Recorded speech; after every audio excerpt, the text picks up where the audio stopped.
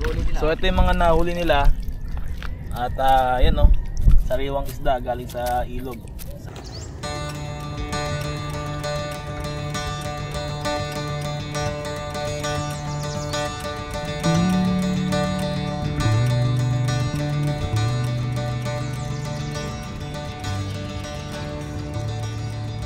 Alright, sweet morning sa ating lahat, you know. What's up mga Trip Adventure, good morning. At napakagandang ilog at bukang liwayway dito sa may Casa Vista, sa may Barangay Sipat, Plaridel, Bulacan. Ayan, no? Kasama ko yung anak ko.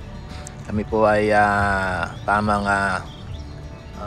chilling dito sa may tabing ilog. At itong place na to ay talagang solid dahil libre yung tumambay rito.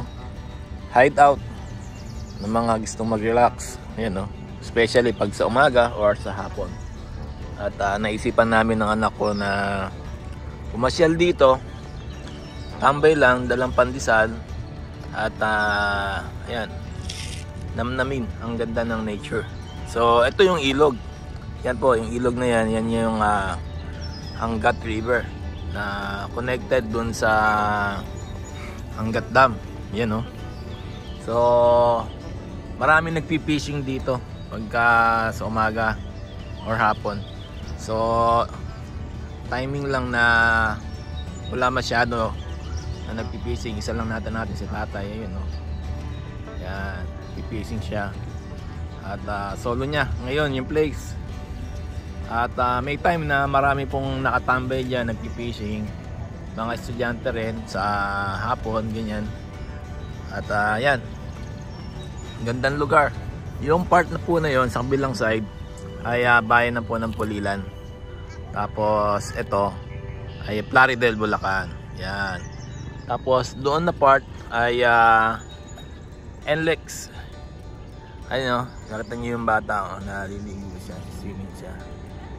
So wala namang bayad dito, tabing kalsada lang to. At yan, tamang ano lang, tamang relaxing, tamang enjoying, tamang bonding. At yan, ano din, malaki din na isda yung nahuhuli rin dito sa ilog na to. At maganda yung ano dito. At yun, meron tayong pandesal, meron tayong pandesal.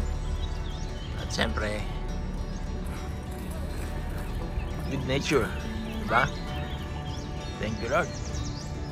Ba't na ako, sarap na sarap ko. O, diba? Nice. So ito yung mga nahuli nila.